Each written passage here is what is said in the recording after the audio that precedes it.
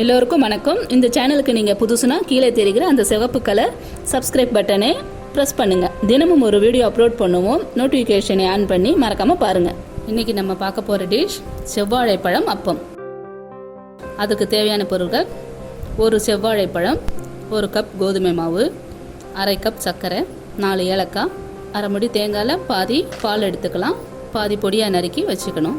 ஒரு பவுலில் கோதுமை மாவு, சர்க்கரை, நறுக்கிய தேங்காய், ஒரு சிட்டிகை உப்பு, நறுக்கிய வாழைப்பழம்.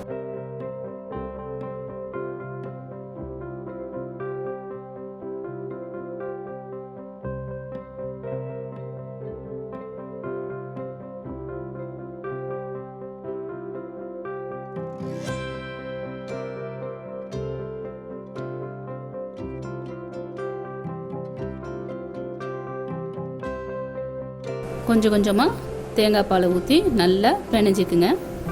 அப்பம் மாவு ரெடி ஆகிடுச்சு. இதை 30 நிமிஷம் நம்ம ஊற வச்சுருங்க.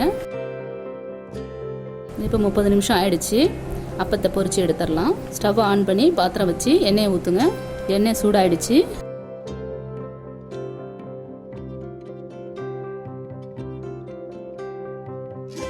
ஒவ்வொரு கரண்டியாக எடுத்து ஊற்றுங்க.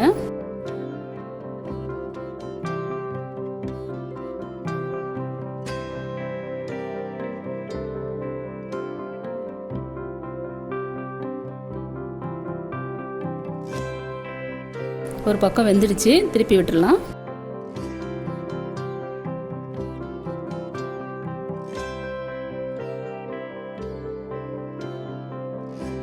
இப்போ அப்பம் ரெடி ஆயிடுச்சு. எடுத்து ஒரு பிளேட்டில் வச்சிடலாம்.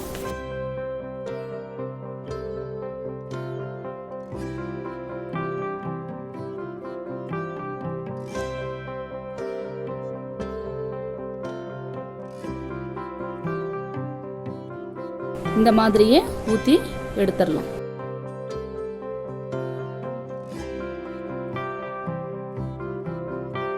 இந்த டிஷ்ஷு ரொம்ப நல்லாயிருக்கும். குழந்தைங்களுக்கு, வாழைப்பழம் சாப்பிடாத பிள்ளைங்க கூட இந்த மாதிரி செஞ்சு கொடுத்தா ரொம்ப விரும்பி சாப்பிடுவாங்க. இதை ட்ரை பண்ணி பாருங்கள். உடம்புக்கு நல்ல ஹெல்த் இது. இந்த வீடியோ உங்களுக்கு பிடிச்சிருந்தா பெரிய லைக் கொடுங்க. நன்றி.